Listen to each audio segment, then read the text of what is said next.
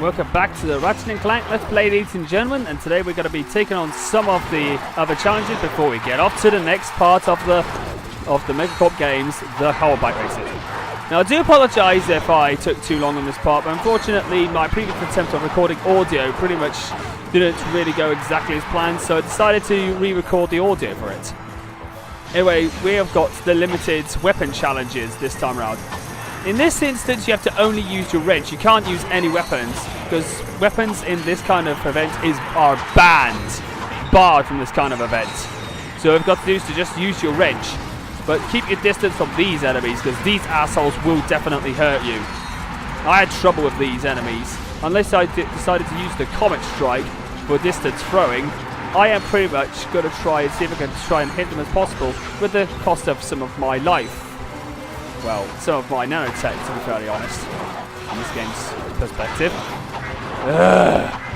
Sometimes this can be a bit hard, considering that there are some enemies that take a little longer to kill, while the others are not too hard to actually get rid of, like these little slicer spheres. Alright, last round. Can I do it?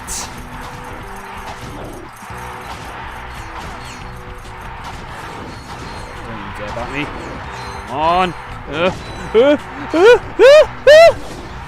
Got him. There's only, there's one more. There we go. We finished off the limited weapon challenge. And I'm winner! I am winner.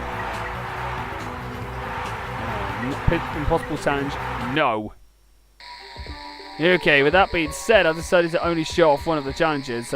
Unfortunately, I was originally supposed to get the McKidd battle shown, but unfortunately, it took a bit too long, so I decided to skip that and edit that out.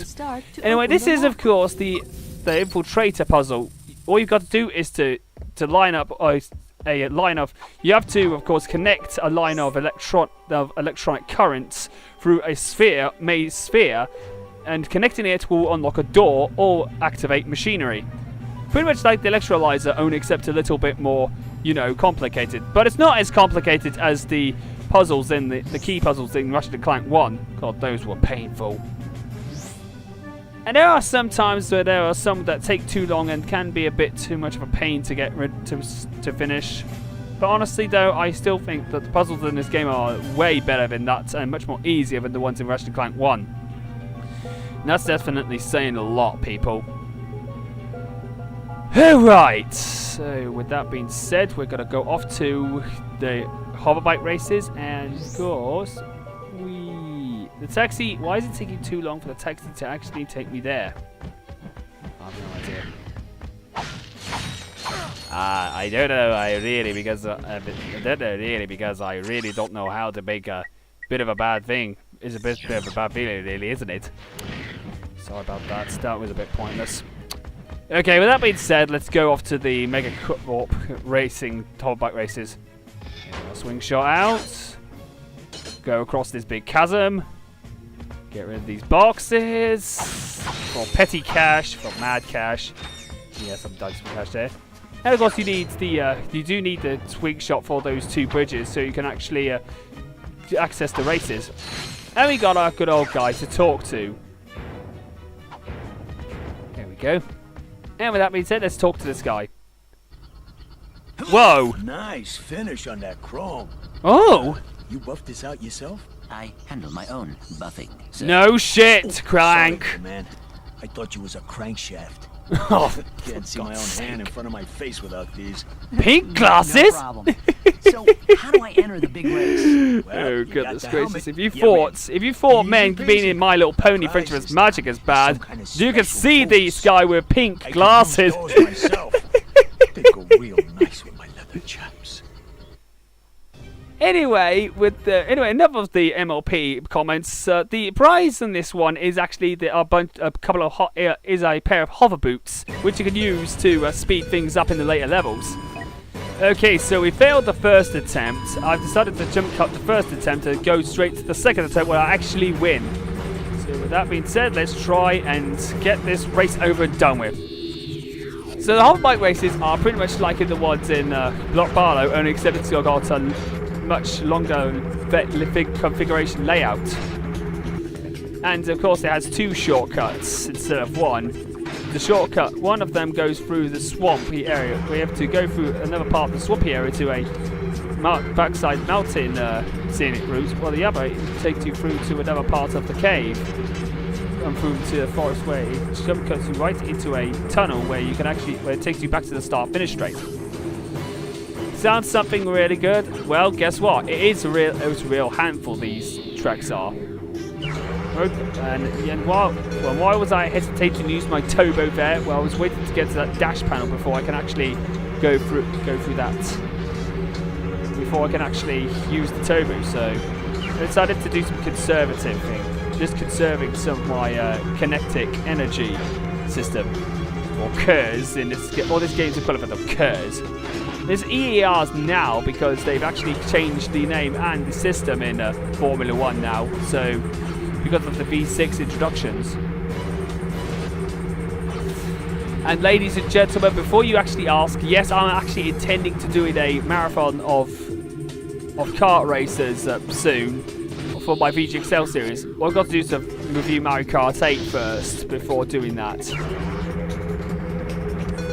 Okay, so we've got completed lap 2, and let's try to get through.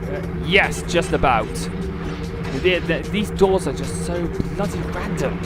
They just keep on randomizing, opening and shutting randomly without it much to my own inconvenience. I had so much.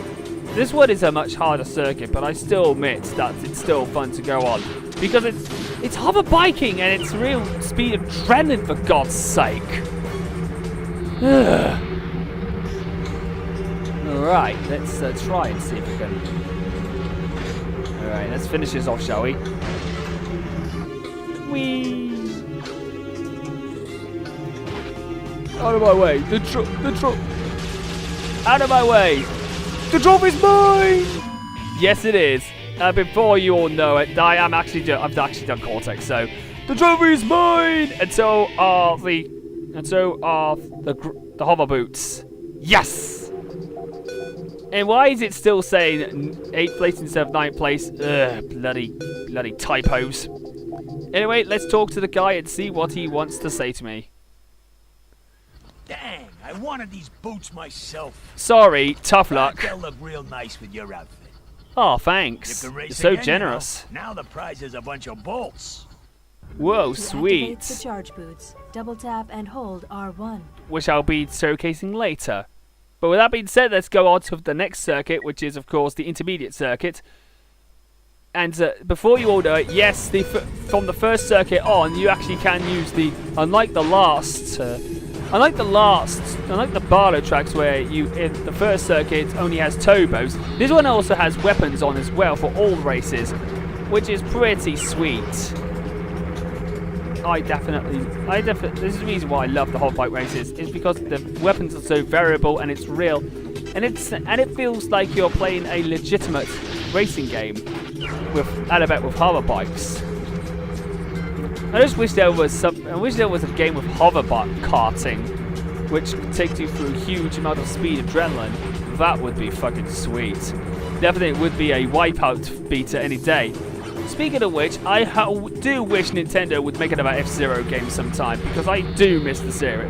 It's been like a very long time, like over a decade since the last installment, well, on the console really, like Episode GX, but I think the last game we had was on the Game Boy Advance, F-Zero Legend, but I didn't think that game was as good as GX.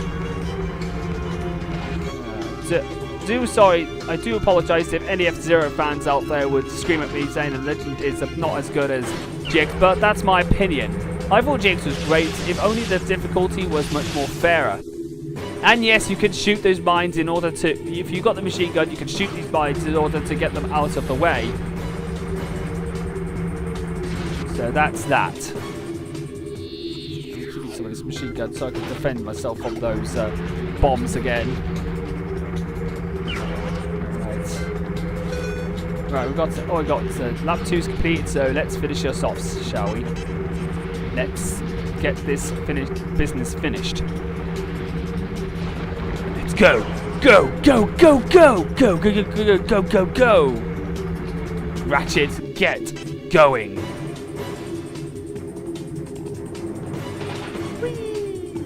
Isn't this fun?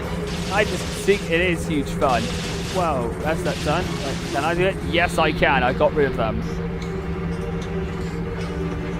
Now I can absolutely charge to the finish. Sprint to the finish. That's what a lot of people always say. Using my weapons up because there's no point in firing them because I'm way out in front. Let's charge to the finish! Booyah! Another first place. Yes! So I'm only going to show off the first 3 races, but there is something interesting that I will have a look at the end of this part. So with that being said, let's do number 3. This is where we have the shortcuts open, by the way, ladies and gentlemen. So let's see if we can get through to that. Let's see if we can actually get through to that shortcut. No. Oh, we're off to a great start, aren't we? Oh! Yeah, you know what? I'm restarting. I'm gonna have to restart. No point in me cutting it because I was near the start. There's no point in me jump cutting that part, editing that out because I'm near the start anyway. So what's the point?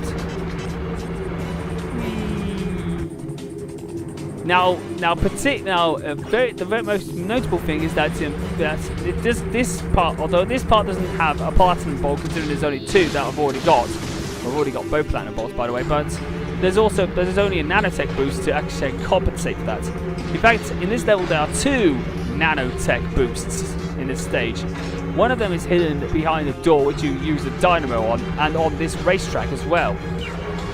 The one that I aforementioned will be I'll be getting later after we've done this.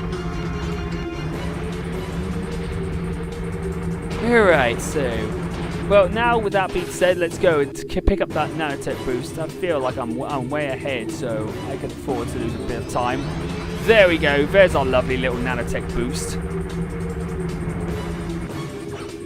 And I don't know what it is, but I absolutely enjoy the music that plays in the hoverbike races in Ratchet Clank 2. It's just absolutely amazing to hear. Again, shows David Beauregard shows David Berguard is an absolutely fantastic composer. Although I will admit that Stuart Copeland for the Spyro series is actually a pretty good composer. But David Berguard actually does pretty good soundtracks, pretty sweet ones of the Ratchet Clank series. I just wish Stuart Copeland did Spyro Dragon. I wish that Stuart Copeland did contribute part of the soundtrack to the Ratchet Clank series. It would be freaking amazing to just see a bit of a funny side to the Ratchet Clank series. Well, then again, considering the stories of the first 3 games has hilarious moments, I don't think it would have mattered anyway. And with that being said, we finished and got our skill point. Yes, whenever you go under like in Barlow, whenever you get under a certain amount of time, you actually get a skill point. So with that being said, we're going to jump cut right to the part where we get out of the races. So with that being said, jump cutting time.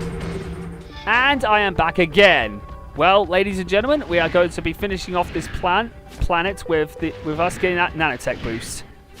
So let's get over to the back to the main side of let's get back over there and let's get that. Now I noticed that dynamo. So what does it do? It of course unlocks that part. And yes, this is how I demonstrate the charge boost. We've got to do is that double tap the R1. You get a bit of a boost, but all you've got to do is to keep in a straight line. But when you have to slow down, your steering increases significantly. For God's sake, Ratchet, stop doing that boost jump on Clank's thruster pack. Don't even do that. Do you want to die or not, Ratchet? Because we're pretty much asking for it. And a lot of backlash from gamers. If that was the case. I'm not quite sure if that would happen, but not gonna enter ship just yet. Okay, so let's end this part by going into our ship. And with that being said, I'm Mitch McKidd. I'll see you guys next time for where we take on another space mission. For fuck's sake. And we go to our next destination, where we find out more about that protopet. So with that being said, I'll see you guys in the next part.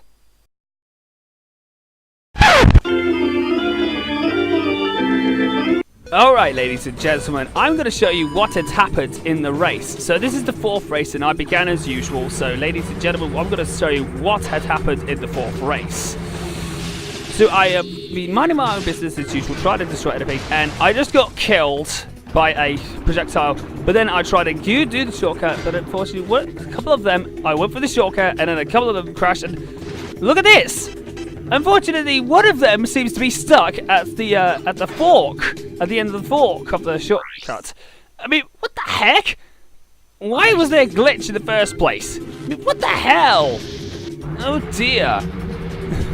My goodness, sometimes porting can lead to certain weird glitches like that, and I can't believe that only 19 races are still standing, and the 20th racer is, like, gonna be lapped quite a lot.